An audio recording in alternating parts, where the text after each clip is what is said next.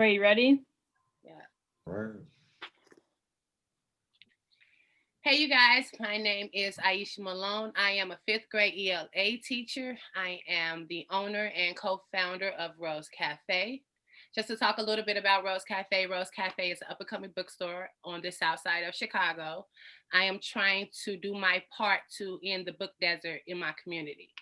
I am born and raised and educated over here. So what we're trying to do is very, very important to me. And that's why we are doing these author talks. Hi, I'm Rebecca Silverman. I'm a co-founder and creative director at Rose Café. And I'm a former elementary school teacher, and right now I'm studying education policy. And just to go a little bit more into Rose Café, our slogan is Books, Coffee, Community. And having these author talks and fostering discussions in this virtual space is how we're able to still have community when we can't be together. Bowens, there's 3 of you right now. Do you all see that? Is that just me? You. Yeah, it is. That's just me? No. No, I see Oh, that. Yeah. just so you know, I don't know. And then so we're gonna ask you each to introduce yourselves. I'll just say like your name and then just say a little bit more about yourself, how you came into education. And then we'll get started talking about the book. So Mr. Bowens, you could go first. My name is Roshan Bowens. I'm the owner and lead therapist at B3 Enterprises. Even though I'm a therapist, I'm an educator at heart. I worked for CPS for 12 years in various roles, and I appreciate Rose Cafe for creating this space for Rose community Cafe, members. Huh? Rose Cafe. Oh, I'm sorry. I appreciate Rose Cafe for creating a space like this for us to be able to speak and talk about issues like related to our community. Mr. Love, if you can introduce yourself and tell us a little bit about yourself. Yeah, my name is Robert Love. I'm a paraprofessional right now. I've been in education for probably about a little over 15 years now. To be honest, there was no like one thing that drew me to education. I just kind of felt like it was a necessity. You know, when I just see our community, our people, you know, we struggle in the education area, you know, with misinformation a lot of times. So I felt like, you know, it was only my duty just to get in education and try and do my part in, you know, helping repair our community. And I love it. Anders. My name is Lamar Sanders. I am the director of high school success and recruitment at lincolnlimited.org. Um, I don't know. I've been in education 10 years. It is the work that drives me, as frustrating as it can be sometimes. Just like Mr. Love, I felt like it was a necessity in the way in that I was drawn to this work. And I don't know, if you're not on the front line somewhere else, you know, you might as well be in the nitty gritty with your community. And there's no better place to do that than the schoolhouse. Agreed. So then we wanted the author, well, let's see, Rebecca. Hi, my name is Samuel Agyarko. I've been in education for 14 years. I've taught 4th, 6th, 8th grade. I'm currently a advanced place computer science teacher in secondary education, which is high school.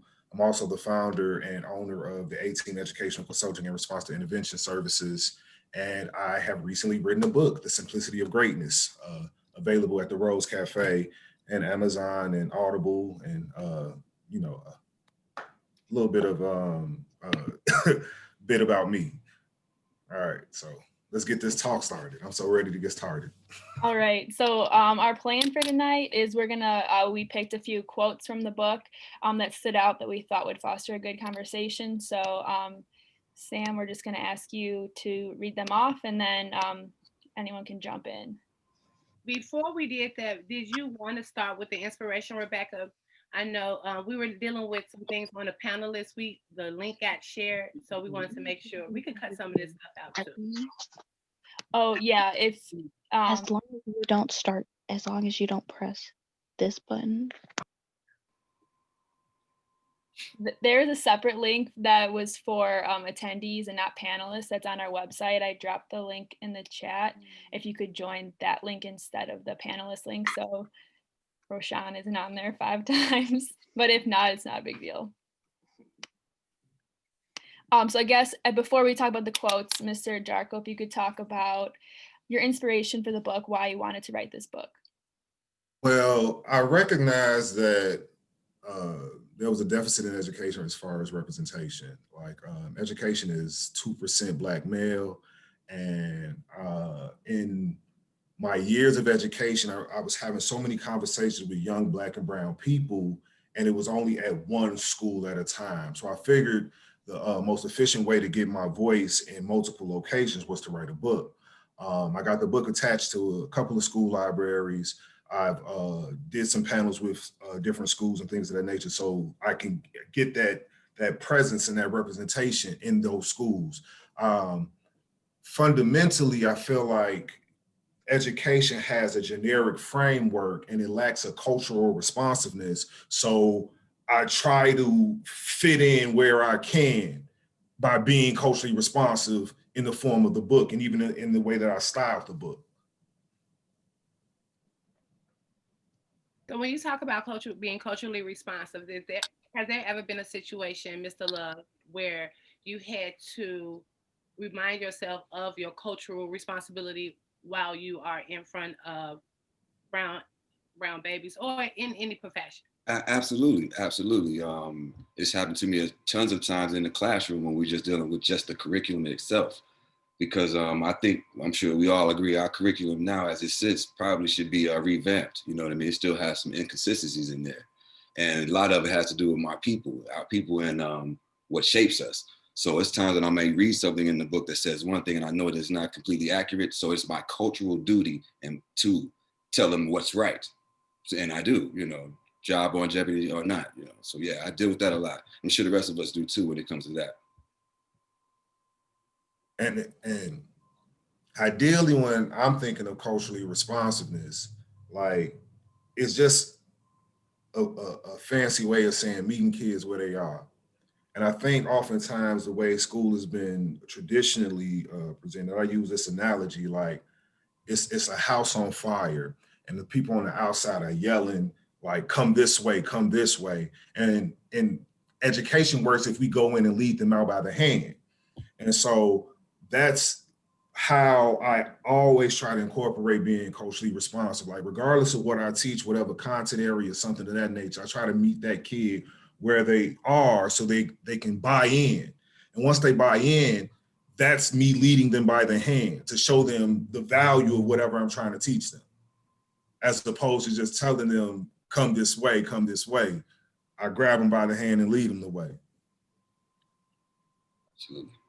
Rebecca, did you want to pull up one of the quotes? There's a quote in your book that I wanted to read since we're talking about education and grabbing them by the hands and leading them, because the third one, I think, humility. There it is. Mr. Sanders, can you read this quote for me and then tell me if you agree or disagree? And then can you speak to that, Samuel? You're gonna put me on the spot like a Of boy. course. All right. Humility Teacher is movie, calling a student that's been the most quiet. right. Humility is recognizing what they knew, where they stood, what direction they needed, and then strategizing their development. This is what is meant by the importance of education, being book and street smart. I'm sorry, Mr. Sanders. Is that us? You sound a little muted. Oh no. There's an echo. There's someone that's not muted. Like, is it just us on the panel? Yeah, I just muted them. Are we good? Yeah, I'm sorry, Mr. Sanders. I couldn't understand you. We're gonna cut some of these things out when we're done. No problem. I'll start over. Humility and recognizing what they knew, where they stood, what redirection they needed, and then strategizing their development. This is what is meant by the importance of education, being book and street smart. A student became the master, expediting the time by simply learning the industry they plan to enter. So if I'm explaining what I meant by that, is like using a basketball analogy, you know, you ain't got no left, work on your left. Like, you know, watch the film of people who were good at utilizing their left before you go try out. Don't wait until don't wait until the opportunity. Get prepared. Like once you're prepared, you're never worried about an opportunity or worry about a situation because you have already strategized and pre-game. And so it's like recognizing where you are, recognizing what tools you have at your resource. You know, you might need 10 tools. If you have two, being cognizant of what you have and knowing how to progress saves you time. The student becomes the master that way, expediting the time that it takes to be taught something. You teach yourself, or you expose yourself as much as you can, and then you are refined along the way. Absolutely. I like the beginning of that quote. It speaks to the previous topic of cultural responsiveness, right? So when I think of that term and looking at the quote, like we really have to spend a lot of time actually listening to our students, right? And then reflecting back to them the positive things that we see, right? So understanding, you know, where they are and making sure that they understand where they are. I think that's like for me, like, you know, that's the first quarter of my year is just let's get to know each other. Let's build some trust. Let me listen to you all. Let me understand who you all are. Let me assess what assets you're bringing to the table before we can even begin to do any work of me trying to teach you something or build on something. We all have to come to one common understanding of what do we have, you know, to offer in the world in the first place so that we can look on, you know, where we need to build up our areas of development. But Samuel, I think you called that in your book, filling your utility belt. I like that quote that you had. Man, yep, exactly. Exactly. Is, Uh go ahead. they kind of they used to make it seem like being a jack of all trades was, you know, like bad. But like nowadays, no one thrives that's a specialist. You know what I'm saying? You have to create value by knowing a lot. And so you have to equip yourself with a utility belt of skills to make yourself irreplaceable. Like, I don't know if we can talk on this panel, but like, I talk my shit at my job. My bosses can't bully me, white, black, whatever, because they know I know applied computer science. Like, and in education is 2% black male. Imagine how many black men know coding, know computer science, computational thinking, and things of that nature. So because I equip myself with a skill set that makes me irreplaceable, I feel my utility belt that allows me a modicum of freedom that I wouldn't be able to do if I'm at the mercy of somebody who knows more than me. Absolutely. Mr. Bowens.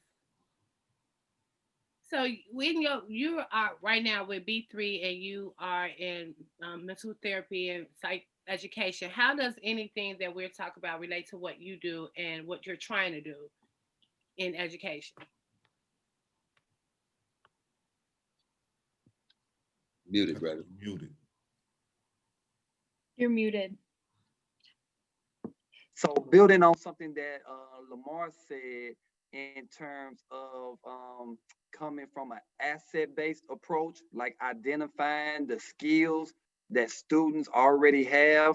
Even in therapy, you know, there's a negative connotation when we talk about mental health. And one of the ways I'm trying to reframe that is to make mental health about skill building.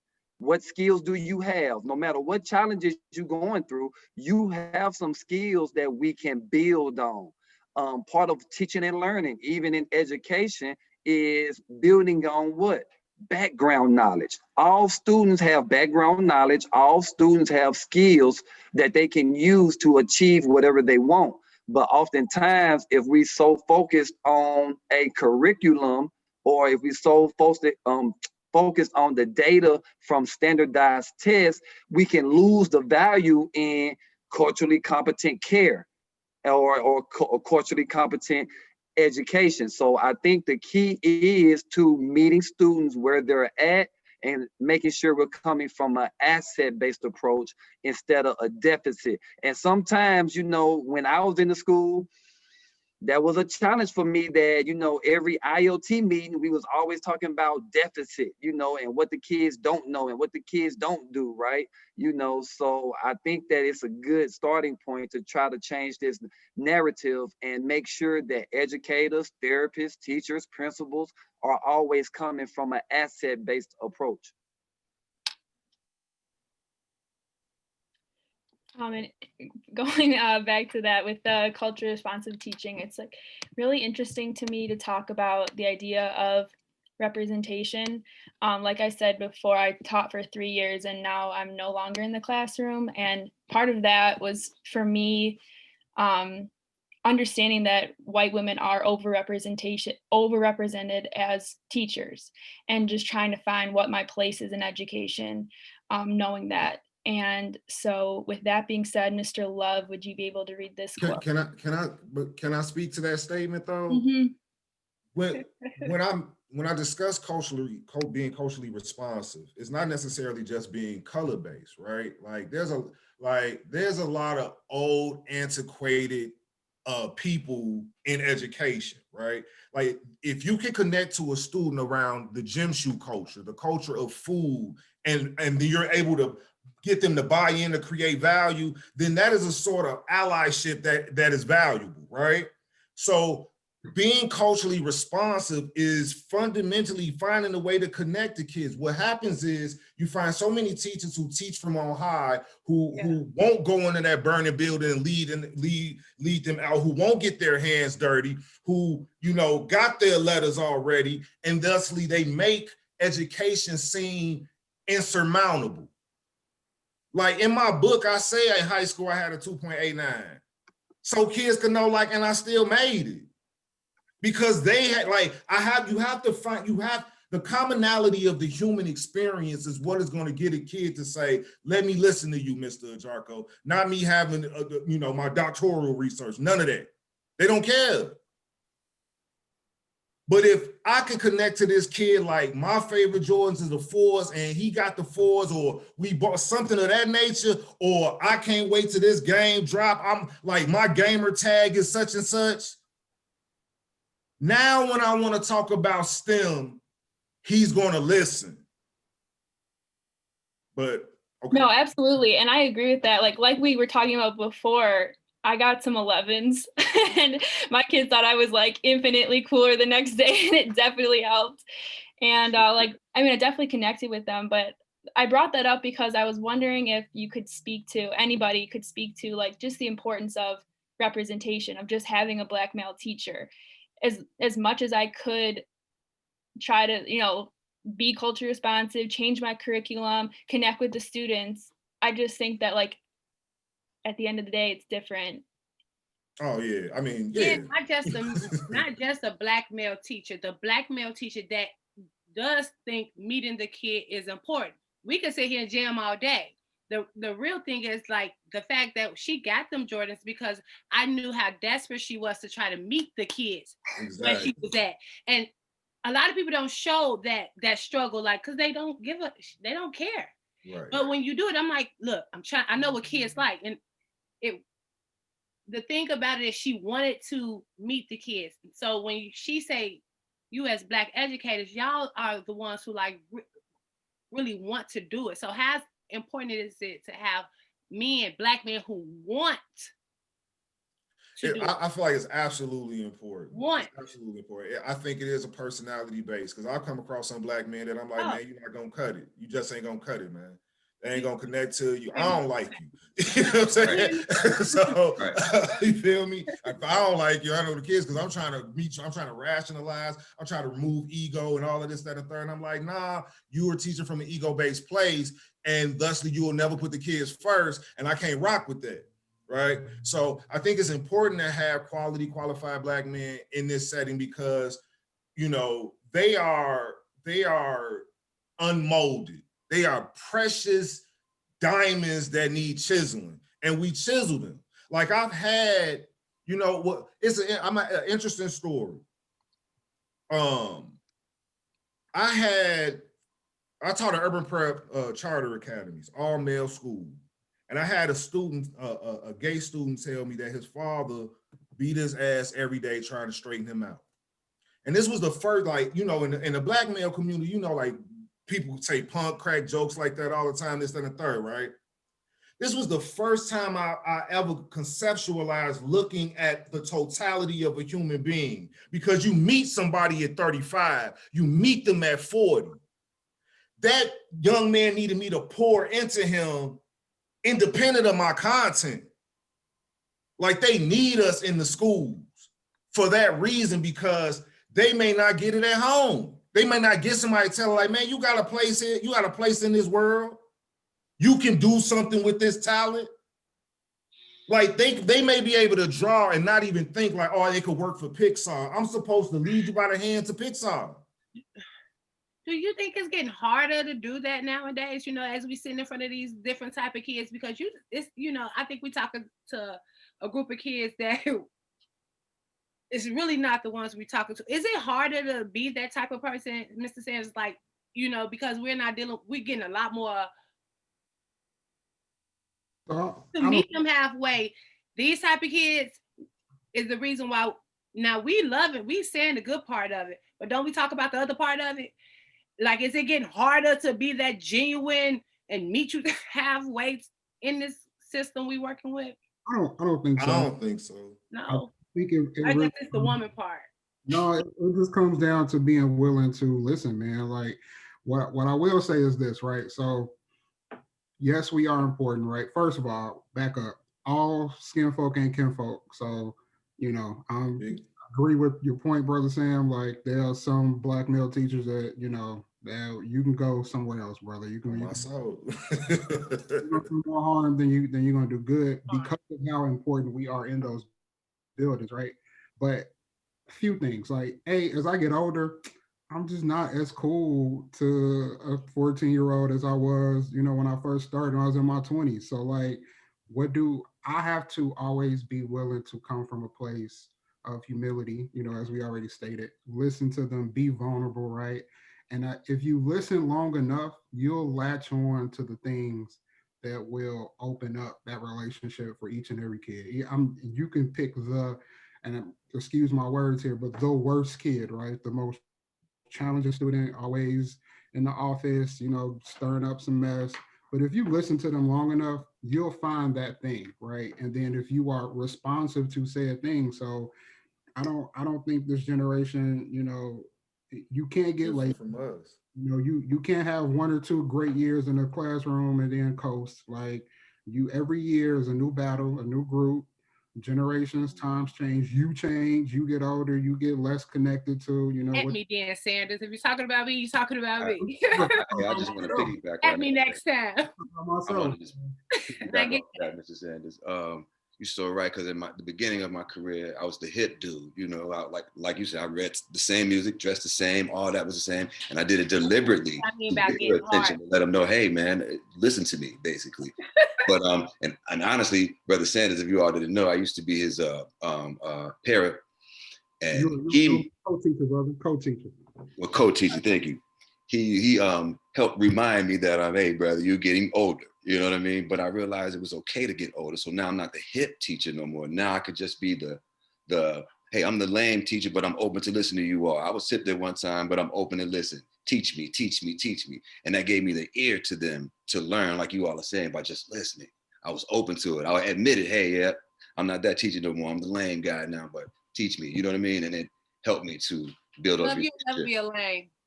But I mean, right? I champion the nerds and lanes, you know. Like it's because like I've been teaching since I was 26. I had 16-year-olds who are now 30, and it's like I'm 40, you 30. You know what I'm saying? Like I'm showing you how. Like, ain't it cool to get older? Exactly. Like, so it's like I ain't like I'ma always be cool. You know what I'm saying? Yeah, like that's what it is. You know, because this is the thing. Like what Mr. Sanders was talking about is like the commonality of the human experience. Like, we both love food or something. We both love music or something. We gonna meet somewhere. Mm-hmm. We gonna meet somewhere, and then I'm gonna bring you along. It's just the onus is on us to keep trying. Like, what happens in the community a lot is they get turned off by the behavior. right? And it's almost how like it's almost how like people tried to shame, like the analogy I use, like somebody tried to shame Cardi B for WAP, like we wasn't listening to music like that when we were younger, Right. right? So it's like, don't get jittery now. You know what I'm saying? Like it's the cycle repeats itself. When the teeny boppers skirts were getting shorter, their parents freaked out, right? Like the cycle repeats itself. It's just who has the resilience and wherewithal and who love the community enough to be like, man, let me talk to Shorty real quick. I'm not gonna put no paperwork on you before I try to pour something into you. Like we were doing response to intervention and multi-tier support services before they made that a term. And that's when you community, like it's very important. So this is outside of the classroom, right? So like what we bring in, yeah, we're educators, but what we bring in is something from the communities because we know how important it is. Mr. Barnes, is anything, how important do you think it is to be of the community and working in the community? Like how much do you need to know to be able to help the kids that we serve in the community? Well, it has been mentioned on here, and it was a great point. So for me, when I had to even help some of the white teachers at the school I was at be more culturally competent, one of the things that I tried to share is not about black and white. It's really about culture, and we are more alike than different. So even for myself, because just like Lamar just said, just because you black don't mean you automatically are a culturally competent teacher, So one of the ways and to get better at that is what I used to do is in the class, and this is a class full of black students who I feel like I can identify with off the rip because we have had the same experience, right? But what I do is, guess what? We all American. So let's identify what makes us the same. We all American. We all live in Chicago. So let's talk about that. So even before we get to the specific culturally relevant things that we do in practice, it's about making sure we have a community first before we start getting specific. And the reason why we need black men is for mentorship. Like January is National Mentor Month. We need more mentors in the building before we can even get to the academics. That's been my main things, that a lot of times young black boys get into this anti-school. That was the comment that used to bother me the most, that I used to hear: school ain't for me. Who told you that? How can a third grader come up with the idea that school is not for them? Where did they get that from? And it's mainly because of their experience, what they are experiencing, and this experience don't feel good to me, And a lot of times it's not because of the academic, it's because of the relationships in the building. So I think it's very important, I led a group, a behavior intervention group, and this is what sparked my passion even more, because I had 7 young black men, third graders in this group, and they got to joking about whose father was more absent. And they told me, third graders, when I tried to chime in, a third grader told me, Mr. Barnes, you don't know about this because you got your daddy. You always talking about your daddy. So you don't understand this. This a third grader that's telling me this. And what that made me go and reflect on, like, you know what? You're right. I did have my daddy, and he poured all kind of love into me. But even though I had a dad that loved me, I had a mom that loved me, I can name multiple coaches, principals, teachers that made me into the man I am today. So what that made me think is, man, if I had all this love in my house and I still needed teachers, coaches, principals to pour into me, what about our students who don't have that love in the house? Because the reality of it is, a lot, even me, somebody that grew up in the hood, right? I grew up in the hood. When I went and worked in Inglewood, I saw things that I had never seen before. So as much as I thought I could relate, when I really saw what some of students were going through, I'm like, oh man, yeah, you need somebody to pour into you. So now that's why schools are even more important. schools, because a lot of time for a lot of students, schools is where students are getting their love, their meals, and their education. So in general, I think mentorship is so key. And a lot of times mentorship is more effective if the person looks like you, because it automatically lets your guard down just a little. That leads me to ask, like, the idea of mentorship and like pouring love into students. How has that looked this year being remote? Mm. I guess that can go to anybody.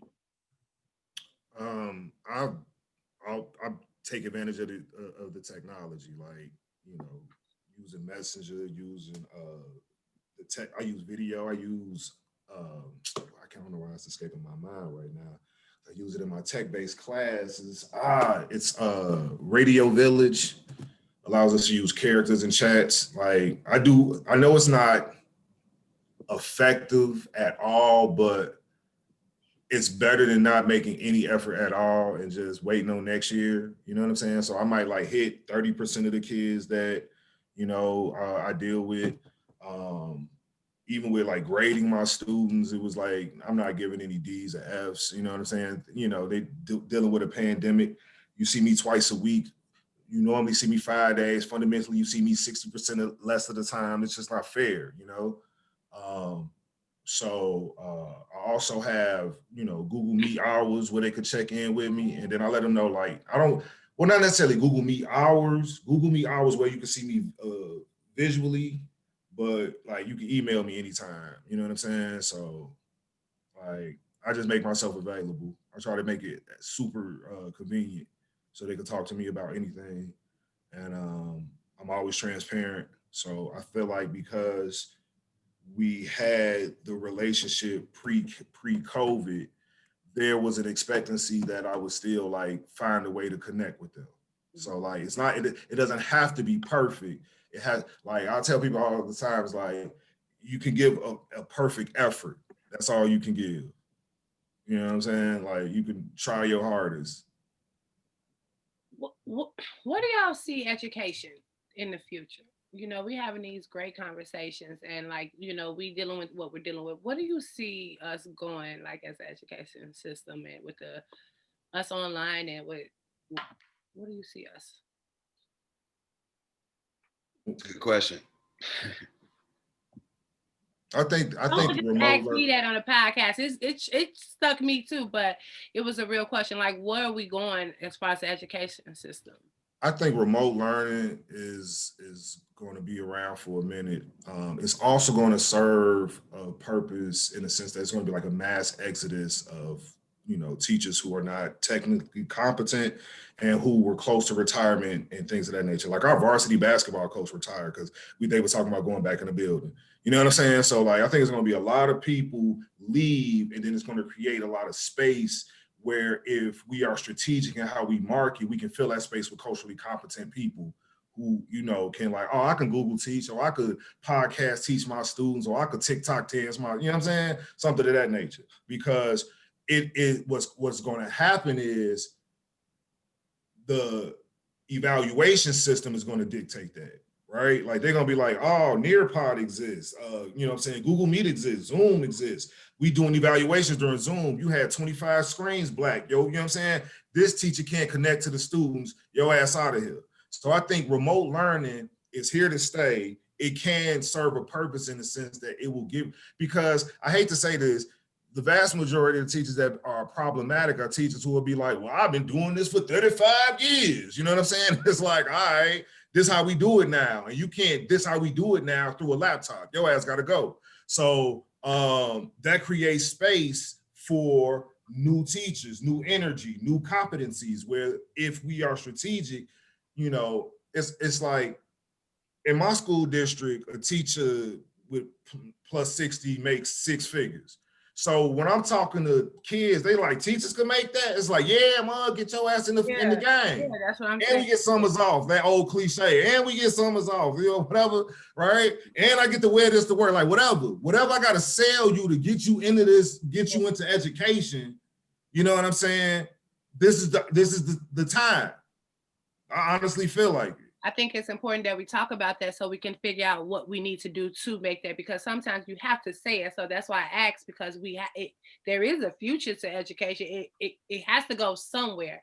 And if it's about pushing some out and getting more competent educators in there and being strategic. So now it's like, well, how do I be strategic to push it out so I can get some of my people in there too, if that's where we're going in education? So there's three things that I'm hoping for. One, through this stay at home and remote learning, students are becoming more independent. And me personally, I believe in personalized learning. I believe in coming up with learning plans for each individual student. And with students working more independently now at home, I feel like that personalized learning may be an option, more system wide. Two, parents had to teach this year. And in my experience, parental involvement was not high. And in order to close that achievement gap, it's not just going to be done in the school building. Yes, we need parents on board to provide some type of support, even if it's just reading with your child for 30 minutes. There's research that says if you read with your child for 30 minutes a day, then their academic outcomes will improve. Well, now parents have been forced to teach their children pretty much all day. So what I'm hoping that even when schools do open back up, that now when students come home with some type of educational packet, that parents feel more confident and comfortable and almost used to providing some type of instruction at home. And the third thing is, I always had a problem with the disparity in the out of school suspension rates in the district that I worked in, because Black boys were getting suspended at a 6 times higher rate, which is an issue for me. But at least now I do see that instead of suspending, or if you do got to suspend, or instead of suspending, and if a student has to be removed, then you can remove the student from the class without neglecting their academic instruction. Because through remote learning now, if you do got to go to in school, or if you do got to go to out of school, at least you don't lose any instructional minutes, because I can be suspended at home, but now I still have access remotely to still engage in the instruction. Because to me, that's where a major problem is at, is the loss of instructional time due to the disciplinary practices of the district against students of color. So those are three things that I'm hoping for. I'm hoping we get off the computers. I love you guys saying this, but I'm hoping we can move forward. I'm hoping we can take what we learned into the classroom. I I don't know. may add one more thing. I think that like I've been very hopeful with this next generation of students in just like in their knowledge of certain things. Like I think that just being able to access the internet, look things up, like they know so much more, I think, than certainly I did. And I think that the curriculum is beginning to follow that. Like Mr. Love said, at our school, I had to basically make up an entire social studies curriculum, make up an entire reading curriculum to add on, because like for one, the social studies was inaccurate, they were old books, but also the reading people, the kids didn't care about, and if they don't care about the reading, it's not going to encourage them to do it. And I'm thinking about my little brothers in high school, and he was telling us that they were talking about Christopher Columbus, and they're talking about Thanksgiving. And he said that his teacher was just telling them, like the traditional, and everyone saying kumbaya and held hands and everything. And he knew that wasn't true. And it wasn't, the teacher didn't tell him, he knew that from like reading or from seeing it somewhere online. And he was able to like start that conversation, be like, actually, that's not true. We need to talk about like the real story. And I just think that, they have access to more information, and hopefully the curriculum will start to follow that. Yeah, I want to piggyback off of something Bowen said, his first 2 points, and also Silverman, what you're getting at. Kids these days, if they really want to know something, they will pull out that phone and search Google with such expertise. Like they are such experts at search engines. It is ridiculous. And I think, if you look at certain career sectors like IT, that is built into like the job descriptions. Like when you're coding something and you come to a problem that you need to solve, like they expect you to know how to effectively use Google to solve this problem that you've run into quickly too. And I think that's something that we're going to see more of. Like teachers won't necessarily be there to dispense knowledge. We'll be there to facilitate these interest-driven, individualized education plans as students, guide themselves towards things that truly interest them, and then become experts in their passions. And I think that'll start to lead to those, different career choices. And then additionally, I think we will see more organic grassroots forms of education. So like this, like Malone, Silverman, like, this was born out of COVID, and you all want to change, after, things that we saw, this summer. I think more and more, and then, with the parents having to be more involved, in their households, I think we're going to see a greater interest in education across, the community as a whole. So you may see people realizing their own expertise and then leveraging technology in order to share their expertise with one another. So we might, be at the dawn of, a renaissance and a complete, reshaping of how education happens, and not just communities of color, but across the globe.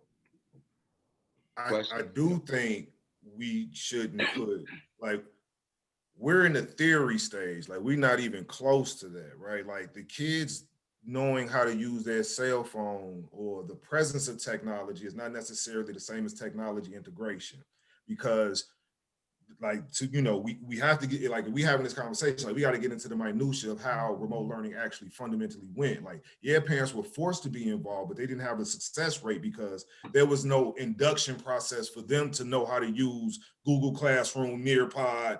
What I'm saying? We had to buy Chromebooks to get to the parents during the semester, things of that nature. Like the pandemic exposed that no leadership anywhere was prepared.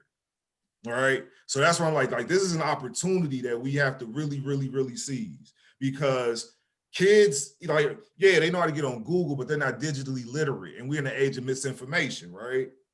So like identifying, knowing, like finding out like codes for a game is not the same as being able to be like, oh, this QAnon shit is bullshit. Well, I think Right. it starts with like what you expose them to early on. My kindergarten student has an email, and he'd be like, "Mom, can you check my email?"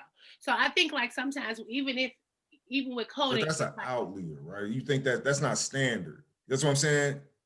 Like that's not standard in the well, if we community. having these conversations and we starting with the email and cell phone, now maybe since we're having, maybe now we do talk to the kids about the coding and stuff like that, because we know that it can be connected. No, but I'm saying like there's miles before you get to coding, right? Like your kid knows how to use the email. I'm dealing with high school. I'm dealing with high school students where I gotta say, like, you gotta put something in the subject.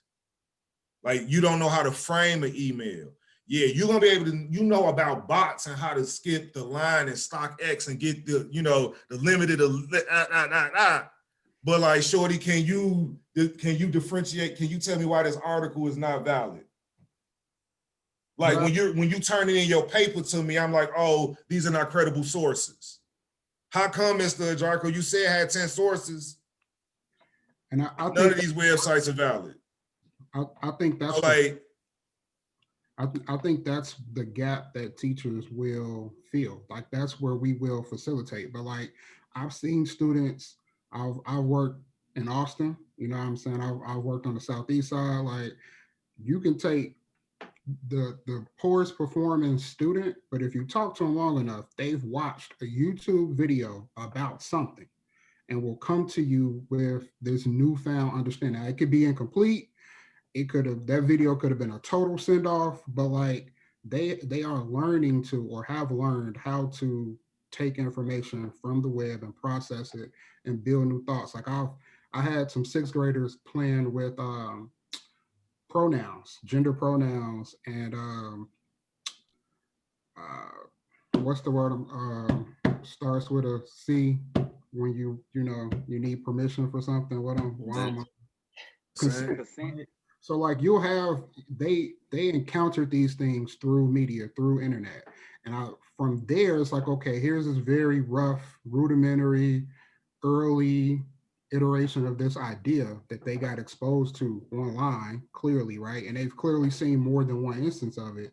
My job then as the educator was to facilitate the development of that idea. So now when I'm getting on my in my social studies bag and I wanted, compare and contrast valid sources, and bias and articles and all of that, I can dig right into those traditional tools that will, but it's different from me just walking in and saying, hi guys, today we're going to talk about implicit bias in articles. Right, and that's all I'm saying. Like, my fault is that's what I'm saying. Like, I've been in so many spaces where we had these conversations about what needs to be done, and it's like always theory, and it's like it's theory versus application, and then there's like examples of.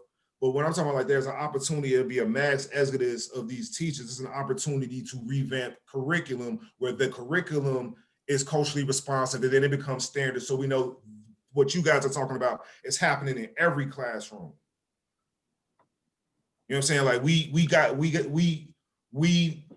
have been collecting. The remote learning experiences allowed us to collect data. Like, oh, the parents don't even know how. The parents don't know the text, so that could be the reason why they can't support at home, and they assume like, oh, you're supposed to get all of this from your teacher, right? Like you don't know. Like I had parents who were so upset that like, oh, they would have to convert a document. So it's like, oh, the community is lacking in this skill set, so this is what's contributive to the achievement gap. We have to. Then it goes back to like going into the burning house and finding where they at. Like, I need to know where this household is to upskill this household so they can support each other, and then I can step out the way. That hits that is so relevant for me because I'm just thinking about that diverse learners. It is a struggle for them. It's already a struggle in the regular classroom. So just imagine now like this, and then you have a household who can't function well with technology as well. And then I just think about us talking about going and meeting them where they are. You know what I mean? So how do I meet you where you are when your household don't even have a stable foundation? You know what I'm saying? So I don't have the answer, but that's just something that I'm thinking about, and how is that going to play out with us when we're creating this new world of education? How do we include them?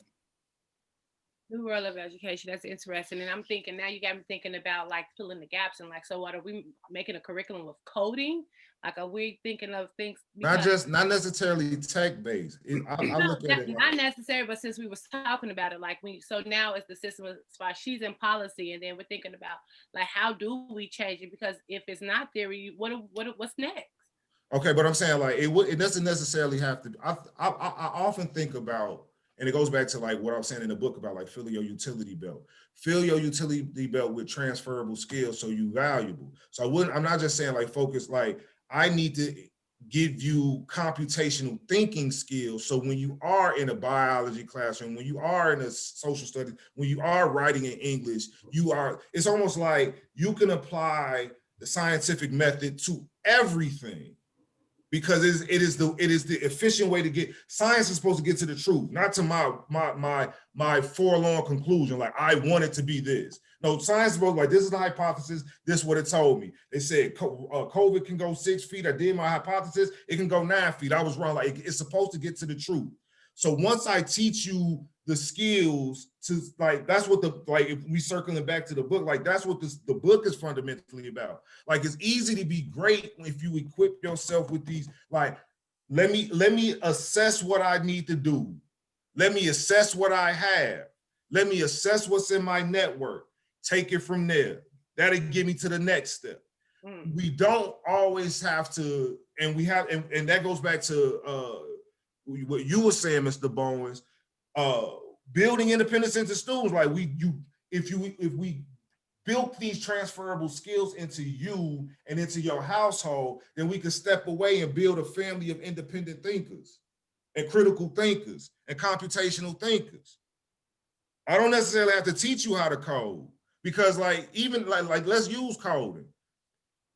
The reason why my nonprofit is trying to recruit so many Black and brown or Black, brown, culturally disenfranchised people into coding or into computer science is because it's the one field where a 6-month boot camp and an app, you could change your life. a doctoral, being a doctor, medical doctor, that's 8, 12 years, lawyer, 8, 12 years, this and a third. The tools to code are free. I don't need a governing body or a certificate. I need the product. And when they talk about STEM, science, technology, engineering, and math, and now it's science, technology, engineering, art, and math, the art is the creativity, and that's Black as hell. So when you get these young Black people, like right now, utilizing APIs that already exist, I could think of a app that coordinates where I can get, where all the beauty supply stores are in a certain location using the app. They outsource to India for coders, but I need you to think computationally how to solve problems, because people who solve problems make money.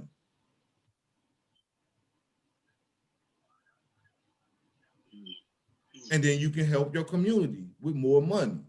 And you can help your family. I always say, when I get, one of the classes I teach is Intro to Computer Science with video game design. The kids see video game. They don't see the words before that or after that. So they come in the classroom and they like, what, like, and we talking about this and a third or whatever. Now, I always tell them this story. It was this kid who made Bustin' Bieber, which was whack-a-mole with Justin Bieber's face. 10 years old white kid. Uploaded it to Apple, 100,000 downloads later. He's doing TED Talks at 12. He ain't in no high school classroom. Why Jamal can't do that? Why Tyrone can't do that? Samuel Agyarko did. That's how I'm gonna connect to you. That's what we gotta do. That's the future. But we gotta figure out a way to do it on a mass scale instead of us 6 at this school, us 5 at this school. This principal might be an op. You know what I'm saying? Like, you feel me?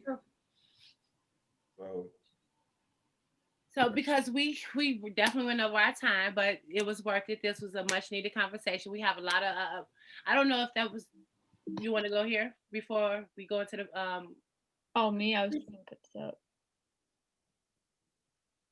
Because I think I saw something in the chat. Did someone ask a question? Oh, yeah. Kadeja Lewis said, I can read it out loud. She said, change it to meet the needs of kids we serve. Give them skills that allow them to be well-rounded individuals, skills that they can employ any and everywhere. Allow them to be more creative and innovative with their thoughts. I give my students a problem daily and allow them to think through it, wrestle with it, etc. I don't provide the answer. I'm trying to build their mental/intellectual capacity to be problem solvers in their own way so they can come up with different ways to contribute to life. So I think, I don't know what class she teaches, you can write that, Kadeja, but I think it goes on to like what you were saying, Samuel, like if you're teaching coding or if you're teaching English, she taught English at our school previously, you can teach anybody how to be, oh, she does STEM too. Okay, well, let's just say she teaches English. Like you can apply problem solving skills in any class. Exactly. When people hear computational thinking, they think of computers, and I'm like, they thinking of a screen and a keyboard. Aristotle and Socrates were computational thinkers. That's the advancement and advent of all technologies that propel us forward. You know, thinking people help. And so when you become a thinking person, when you're intentional about your thoughts and you are truthful and humble about what you know so you can learn more, you're not beholden to nobody. That's freedom. Into like increasing your intellectual capacity is an element of freedom. And I'm trying to teach kids how to get free. Me too.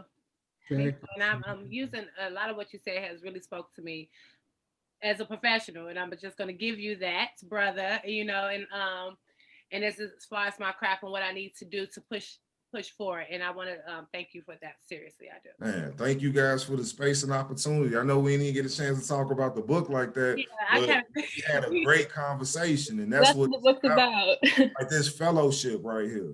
Yeah, well, I want to do it more, and I appreciate this time with you guys, and just to hear the different,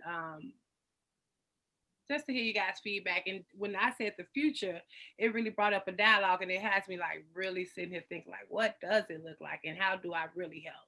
You know, how do I authentically help. I want to help because I think it is a pivotal time right now to do it. If we want I think even right now, like, to help, we got to do it right now.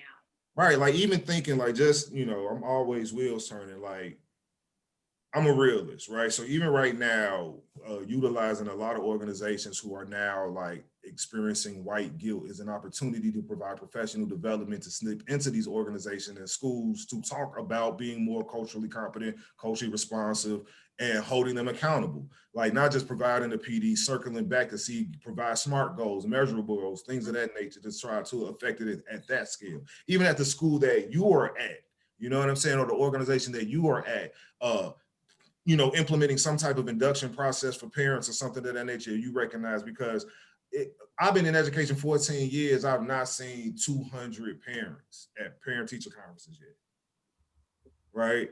But that's not necessarily on them. We have to be real, like, because we are the stewards of this, we have to be real aware of the situation. Parent-teacher conferences be at 7 o'clock, end at 7 o'clock at night. A lot of parents still at work. Like this is something that had happened at a school I was working at. The kids were playing with the Google Meet, so they disconnected the Google Meet phone option. And I was like, damn, that's a whole bunch of parents who could have used that option. You see what I'm saying? Mm-hmm. But if you don't have someone who's thinking culturally responsive in that regard, like, damn, all my parents be at work at this time. They work the night shift or they sleep to go work the graveyard shift or whatever. You're going to take away the phone option of Google Meet, which is a free ass app. Mm-hmm. Well, I kind of want to respect everyone's time because, this was supposed to be 30 minutes. So we already get to an hour. It was 8 to 8. But we novice, like we new to this. So maybe as we grow, we'll get better with our time. But as I want to thank you for this journey with us, because we should have put an hour in this one. I don't know why we didn't do that. It's all good. Thank you. Thank you all.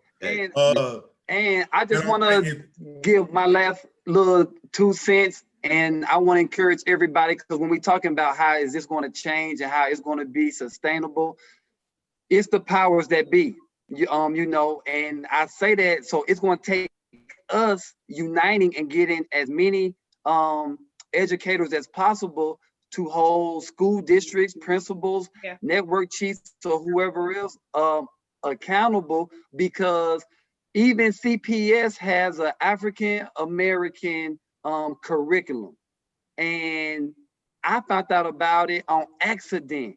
And when I found it, I'm like, man, this curriculum is awesome, right? But for whatever reason, it was created, and it was created just to say we have it, but it never got used.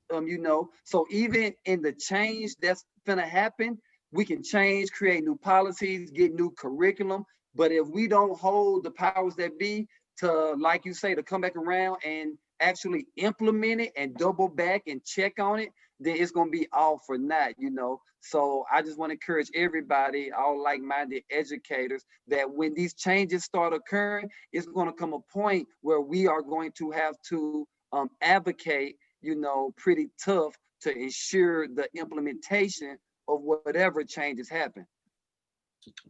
If I can plug something real quick while I got these amazing brothers on. So at Link, I love leaving the classroom, right, and going to an organization where I got resources and some autonomy to do stuff. So this spring, I am planning a virtual Black male retreat for the male scholars in the organization. We have 7th graders through seniors in high school. So I would love if you brothers could, I'll reach out to you. I'll go through Malone, get your email contacts, but I would love to have you brothers featured on one of those 2 days. Brother Bowens with the mental health aspect. Definitely we got going on, but particularly the coding and, Brother Love, you can definitely come. Absolutely. The awesomeness that you got, you know what I mean? So I'm gonna look out for that if I hop in your inboxes, with a request. I just wanted to preface that before I did. Real quick, if I could, just short and simple. I know it's tough work that we do, you all, but just keep it pushing because lives are at stake right here. Keep pushing. I just want to know, Mr. Agyarko, why wasn't there a Tupac quote in your book? Why wasn't there a Tupac? Yeah, I was just wondering. You had a lot of people in there, but I did not see one from Tupac, and I was just wanted to know why. It wasn't intentional. I'll say like in my formative years, I lean more towards the East Coast with my evaluation. Okay. You know what I'm saying? But it wasn't even to be dismissive of Tupac at all, because like It went with Tupac, I could have put 1,000 Tupac philosophically cannot be touched, but lyrically, you know. And so when it became a choice of picking a verse, it's like all these bars, my guy. You know what I'm saying? I Like, got a bar for one of those little moments you was talking about. You could have put Tupac plugged right. I mean, but you yeah, put I feel you. Beanie Siegel. And the next one, say, oh, but come on, Beans, Scarface. I'm just saying. Come on, I'm just saying. Well, thank you guys for joining us today. Simplicity and greatness. We wanted to talk about Monday. We do have a book drive in the community. One thing that Rose Cafe is, like I said, we're trying to cut the book desert in the community, and one way we're doing it is by giving out free books. You don't got to pay for them. So we've done about 6 book drives where we've given out more than 4,000 books. This Monday we're doing one for Martin Luther King Day. Right here at our Perspective Cafe, which is on 107th and King Drive. So if you know anybody in the community, anybody that could benefit from this, let them know. Pull up, get books in, go read. Can you send me this flyer, and I'll visit it Saturday Academy. So I sure can. There are books. Well, Bernie's Book Bank will be there with kids' books, and we're also going to be giving out adult books that we've collected as well.